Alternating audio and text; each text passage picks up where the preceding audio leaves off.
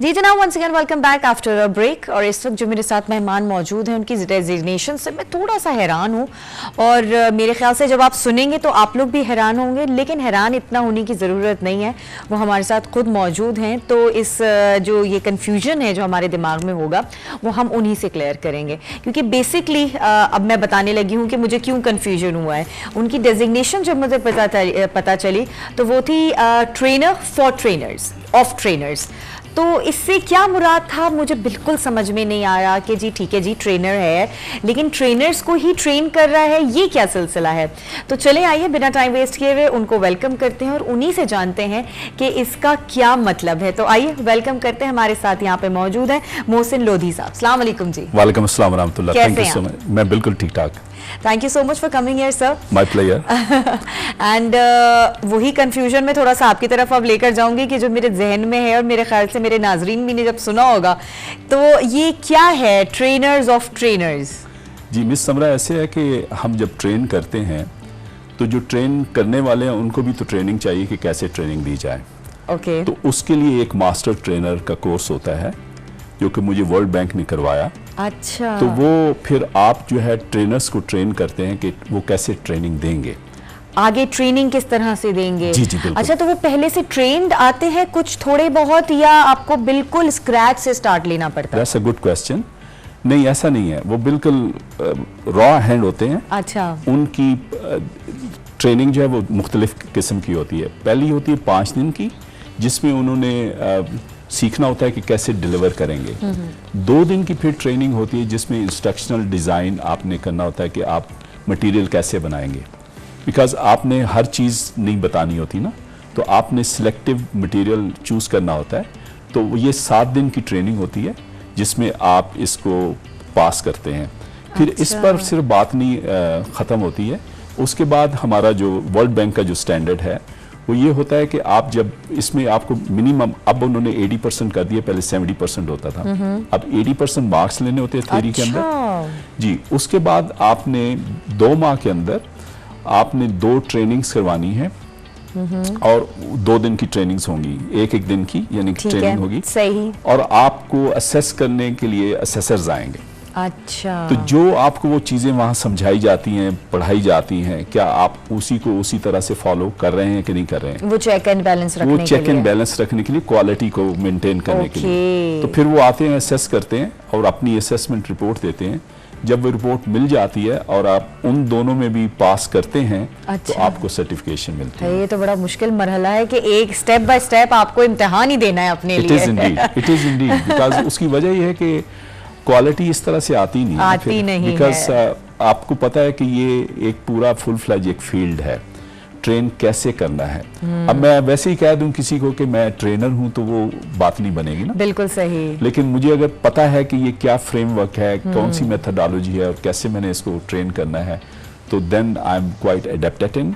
और उसमें फिर हम लोगों को ये बताते हैं कि आपने कैसे लोगों को ट्रेन करना। अच्छा, ये कौन लोग हैं जिन्हें आप ट्रेन करते हैं? जी, इसमें ज़्यादातर तो कॉर्पोरेट ट्रेनर्स होते हैं। अच्छा। जो कि कंपनीज में जाके ट्रेन करते हैं। मैं खुद भी वहाँ पर जाता हूँ, एग्जेक्टिव्स को ट्रेन करता हूँ। और आपने देखा होगा हमारे यूनिवर्सिटीज़ के अंदर ये स्किल सेट नहीं सिखाए जाते हैं। यूनिवर्सिटी में जो सिर्फ बच्चों को नॉलेज दिया जाता है कि आपने ये डिग्री लेनी है और आप, तो यहाँ पर हम जो ट्रेनिंग होती है वो हम स्किल्स सिखाते हैं। अच्छा। Skills are very important. Skills makes you valuable to the market place. Exactly. अच्छा, नॉलेज तो ये है कि मुझे अब एक चीज़ का नॉलेज है, लेकिन मैं उसको अगर प्रैक्टिकल उसमें प्रैक्टिस में कन्वर्ट नहीं कर सकता हूँ तो वो स्किल सेट मेरे पास नहीं होगा। बिल्कुल सही। तो हम उनको बताते हैं कि आप कैसे ये अपना स्किल सेट डेवलप करेंगे। ठीक है। अच्छा, एक चीज़ मुझे समझ में नहीं आ रही है, ज़ाहिर है जैसे अभी आपने जिन ट्रेनर्स के हवाले से बात की है, तो वो तो पहले से ही एजुकेटेड होते हैं।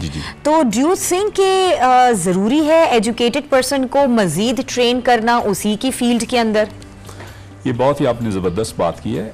There is a difference between knowledge and training. अच्छा जी।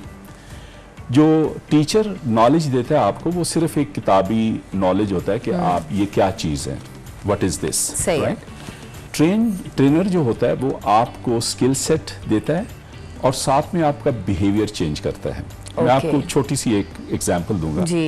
एक पिक्चर थी, तो उसमें एक तरफ एनिमल्स हैं वो बड़े लाइन में आ रहे हैं, राइट, और दूसरी तरफ इंसान है, वो ट्रैफिक है, किसी ने अपना मोटर बाइक ऐसे रखा हुआ है, किसी ने अपनी कार ऐसे रखी हुई है, ठीक है। तो उस पर बड़ा अच्छा उन्होंने एक कैप्शन दिया था, एजुकेटेड एंड वेल ट्रेन्ड।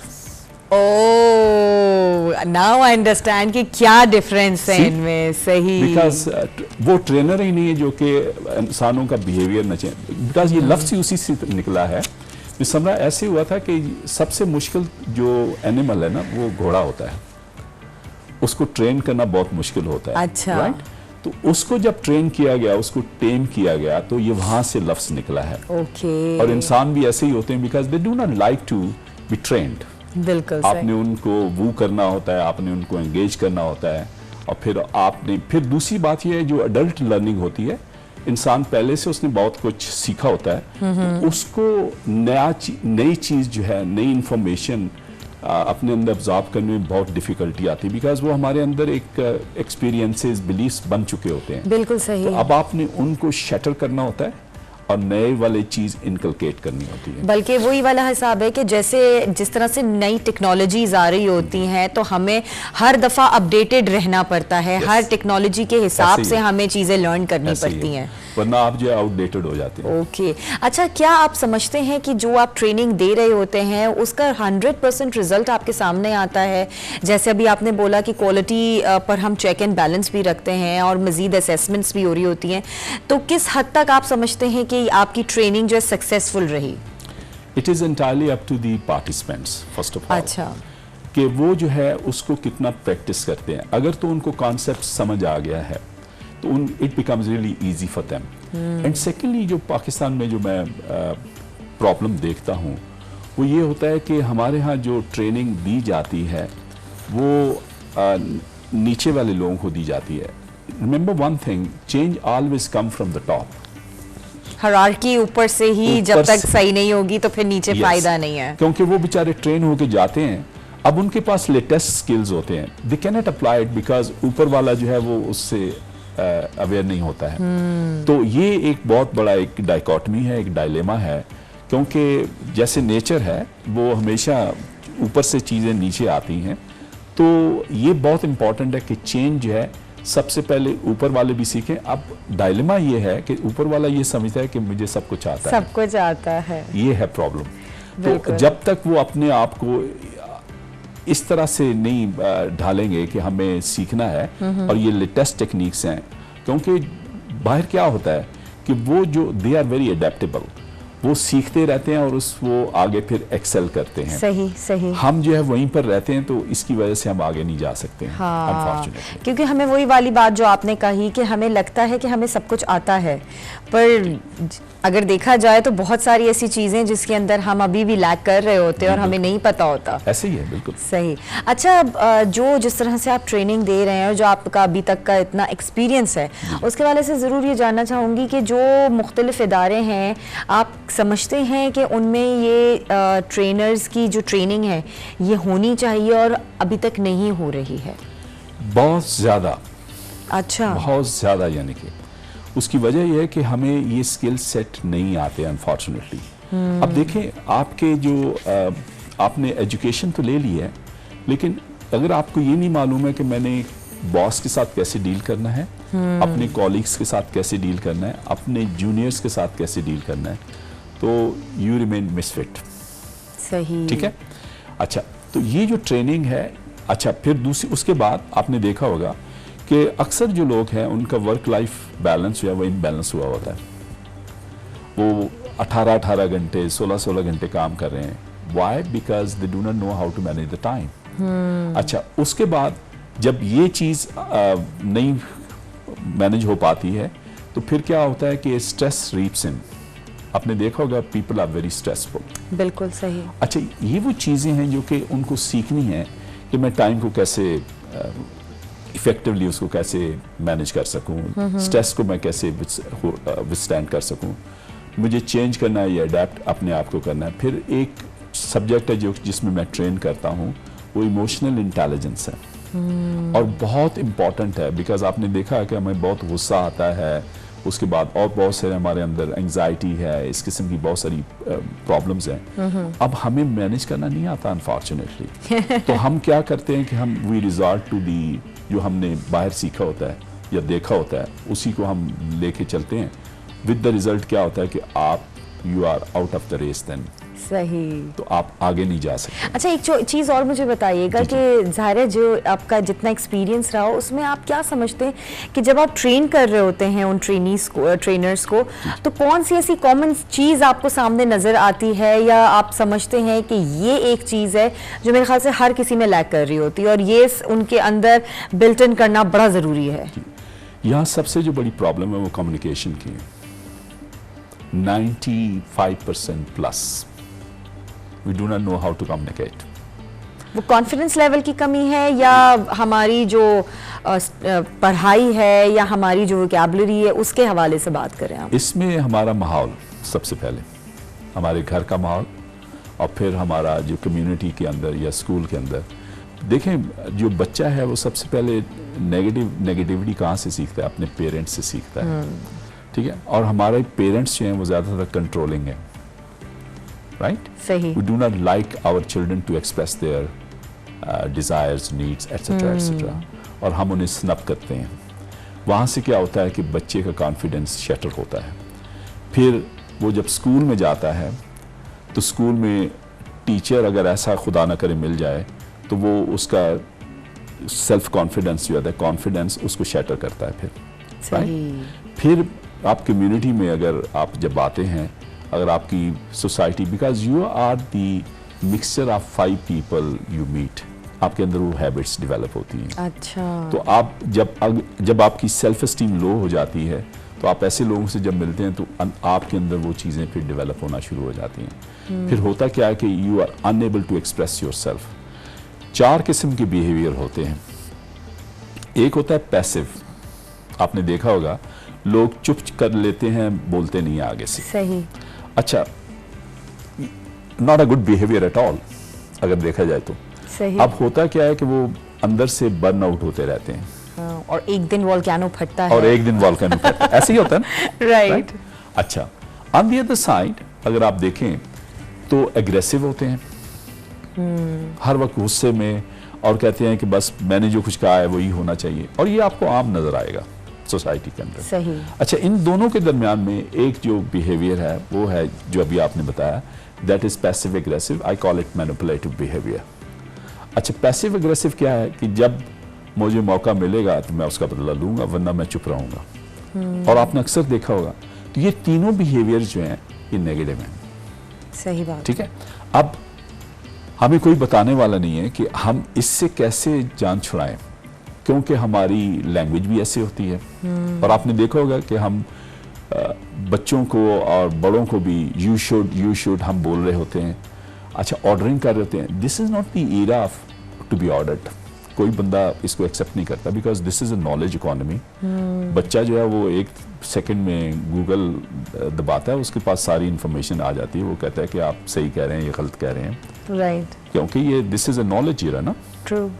तो अब आप किसी को दबा नहीं सकते हैं, राइट? तो अब आपने क्या करना है कि assertive behaviour is the behaviour of confident people. अब वो आपने सीखना है। अनफॉर्चुनेटली यहाँ पर वो नहीं सिखाया जाता, नहीं पता है लोगों को, मेजॉरिटी को नहीं मालूम है। मैं जनरली बात कर रहा हूँ आपसे, मैं मेजॉरिटी की बात कर रहा हूँ। अच्छा। तो जिसकी वजह से ये प्रॉब्लम्स आती हैं। Same is the case emotional intelligence, जो मैंने अभी आपको बताया है। We are a trust deficit society. आपने देखा है कि हम एक दूसरे पर ट्रस्ट नहीं कर सकते, बिल्कुल नहीं। ठीक है ना? तो जब ट्रस्ट नहीं होता है तो आपने देखा है कि स्पीड ऑफ वर्क जो है बढ़ जाता है, उसकी सॉरी कम हो जाता है, राइट? तो जब वो कम होता है तो क्या होता है, कॉस्ट ऑफ डूइंग बिजनेस बढ़ जाती है। जहाँ पर आपने 5 मिनट में काम होना था वहाँ 5 दिन लगते हैं। तो क्या होता है, फ्रस्ट्रेशन आती है। जब ये फ्रस्ट्रेशन आती है सोसाइटी के अंदर तो सोसाइटी जो है वो फिर वाइब्रेंट सोसाइटी नहीं रहती, अनफॉर्चुनेटली। तो ये वो चीज़ें जो कि हमें सीखनी है। सही। मतलब आपको एक बेहतर इंसान बना देता है। इसके बाद आपको हर चीज़ को समझने की, उसको मैनेज करने की सलाहियत आ जाती है आपके अंदर। We are human first. Human factor is the first one. Yes देखे ना, आप अगर बाकी जो आप एजुकेशन लेते हैं वो तो बात का मसला है। Right first of all you are a human, we are not producing humans, we are producing robots. कि जो जैसा है, जो पढ़ाया है उसी को आगे फॉलो करते नहीं, जाओ। वो तो सिर्फ जीपीएस के चक्कर में होते हैं अनफॉर्चुनेटली बच्चे जो हैं। उनका कसूर नहीं है, मैं उनको बिल्कुल ब्लेम नहीं करता हूँ, बिकॉज ये एक विशेष साइकिल है। कहाँ से शुरू होता है? ये इंडस्ट्री वाले कहते हैं कि जी हमें 3.5 से कम जीपीए वाला बंदा नहीं चाहिए। अब बच्चा ये समझता है कि शायद 3.5 ही सब कुछ है। सही और टीचर भी यही कहता है, राइट? अच्छा, वो ह्यूमन फैक्टर निकल जाता है बीच में से, राइट? अच्छा, अब क्या होता है कि जब आप उसको वो जाता है, आप उसको जीपीए के बेसिस पर रखते हैं, तो जब ह्यूमन फैक्टर उसके अंदर वो नहीं होता है, तो मैं हमेशा ये कहता हूँ कि आप निकालते कब हैं, किस पर हैं? रखते आप उसको जीपीए पर हैं, उसके एक्सपीरियंस पर हैं, उसका एजुकेशनल बैकग्राउंड पर है, उसकी पर्सनालिटी पर हैं, तो आप निकालते क्या इन्हीं चीज़ों पर है? नहीं, तो आप निकालते किस पर हैं? कैरेक्टर पर। तो आप रखते उस पर क्यों नहीं है? बिकॉज वो कैरेक्टर डेवलप नहीं किया होता, और वो समझ रहे होते हैं कि हमारी कंपनी में रहकर, हमारे दरमियान में रहकर कैरेक्टर बिल्ड होगा उसका। वो नहीं हो सकता, वो नहीं हो सकता, क्योंकि वो एक खास सांचे से ढल के आया हुआ है, उसकी अपनी वैल्यूज हैं, आपने वो चेक नहीं की हैं, और ना ही उसको किसी ने ट्रेन किया है। उसको ये नहीं पता है इंटेग्रिटी क्या चीज़ होती है। मैं जनरली बात कर रहा हूँ, क्योंकि मैं तो बहुत सारे लोगों को ट्रेन करता हूँ। एक साहब ने मुझे 45 ईयर्स उनकी एज थी, MBA किया हुआ, तो मुझे कहने लगा मैंने पहली दफ़ा ये लफ्ज़ सुना है, can you just imagine? It was a shocking, I mean shocker for me. मैं I couldn't believe this thing. अब ये आलम है और हमें नहीं मालूम है कि ये क्या चीज़ है। अच्छा, फिर दूसरी चीज़ ये होती है कि हमने ये जितनी भी वैल्यूज़ हैं ये सिर्फ दीवारों के लिए रखी हुई हैं, we do not live them unfortunately, ठीक है ना? तो ये बहुत इंपॉर्टेंट है। अब देखें, वो जितनी बाहर की जो सोसाइटीज़ हैं वो वैल्यूज़ को सबसे पहले एग्जैक्टली प्रायोरिटाइज करते हैं, डेफिनेटली, ठीक है ना? वो अगर उनसे कोई गलत काम हो जाए तो वो कहते हैं I am not fit for this job, वो खुद ही छोड़ के चले जाते हैं। सही। मैं अमेरिका में था तो मेरा एक दोस्त था पाकिस्तानी, उसने किसी कहा, कहता यार इनसे ज़रा ये करते हैं, तो उसने उनको कोशिश की कि शॉर्टकट हो जाए, तो उसने कहा how can you expect this thing? Oh my God.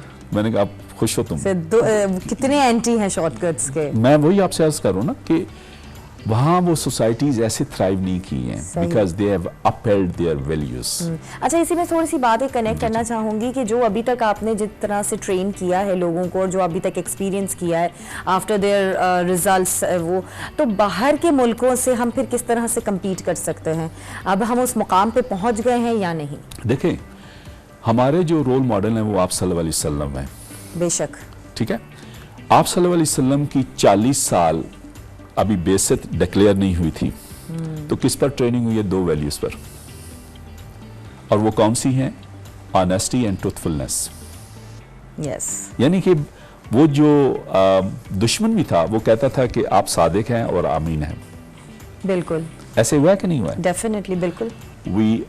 हमें बचपन में हमें स्कूल टीचर नहीं तरबियत देते थे, माएँ देती थी। My mother didn't go to Harvard, लेकिन she train me so well, better than a Harvard professor, because वो जो उन्होंने वैल्यूज मुझे सिखाई हैं वो जो है वो प्राइसलेस हैं। बिल्कुल, और वो किसी स्कूल या कॉलेज में आपको नहीं सिखाया सकती कि आपके किस तरह से रिलेशंस होने चाहिए। ऐसे है कि नहीं है? बिल्कुल बिल्कुल सही। अच्छा, अब होना क्या चाहिए कि ये वैल्यूज जो हैं यही आपको आगे लेके जाती हैं। अब वो ये लोग कहते हैं कि पाकिस्तानी के साथ आप डील जब करें तो बी वेरी केयरफुल। अब ये हमारा इमेज है, एक ठप्पा लग चुका है अनफॉर्चुनेटली। ये होना ये चाहिए कि Pakistani should be the first one to be dealt with. हमारा इमेज ऐसा होना चाहिए ना। तो हमें किसकी ज़रूरत है? हमें इसको ट्रेन करने की कि हम सबसे पहले ह्यूमन फैक्टर के अंदर अपनी वैल्यूज़ को अपहोल्ड करें, हम जो कहते हैं उसके ऊपर। तो वही बात वही आती है कि हम we are looking for the shortcuts और हम उसके पीछे भागते हैं। There is no shortcut, shortcuts are short lived. True that, बिल्कुल सही। और जिस तरह से अभी आपने बात की उससे मुझे लगता है कि इंशाल्लाह बहुत जल्द हमें बेहतरी नजर आएगी इंशाल्लाह। और हर शख्स के अंदर, उसके काम के अंदर, उसकी काबिलियत के अंदर वो पीछे सारे फैक्टर्स नजर आएंगे जो इस वक्त हम समझ रहे हैं कि वो लैक करते हैं, और जो इदारे इस वक्त समझ रहे हैं कि इस वक्त ट्रेनिंग की वो ज़रूरत नहीं है, वो भी इस तरफ आएंगे, ताकि जो लोगों को जिनको नहीं मिल सकी इन चीज़ों की ट्रेनिंग वो उन्हें मिल जाए। I am very much optimistic because Pakistani जो कौम है इसका जो पोटेंशियल है it is second to none. I been to Europe, I am to America, बहुत सारे कंट्रीज में गया हूँ। जो पाकिस्तानी का पोटेंशियल है it is amazing. I tell you one thing, सिर्फ what they need is guidance. इनको गाइडेंस मिल जाए दे विल डू वंडर्स। और इंशाल्लाह and they have a quest for this one. Unfortunately बताने वाला कोई नहीं है, बिल्कुल लीडरशिप ऐसी नहीं है। ये इंशाल्लाह अब जो है आई am very much optimistic and faithful कि इंशाल्लाह this nation is going to thrive inshallah. Definitely. Thank you so much Mohsin साहब, बहुत शुक्रिया and best of luck in your future कि इंशाल्लाह आप मजीद और ऐसे ट्रेनर्स हमारे सामने लेकर आए जो पूरे मुआशरे को ही तब्दील करें। इंशाल्लाह। थैंक्स फॉर हैविंग मी, बहुत शुक्रिया। Pleasure to have you.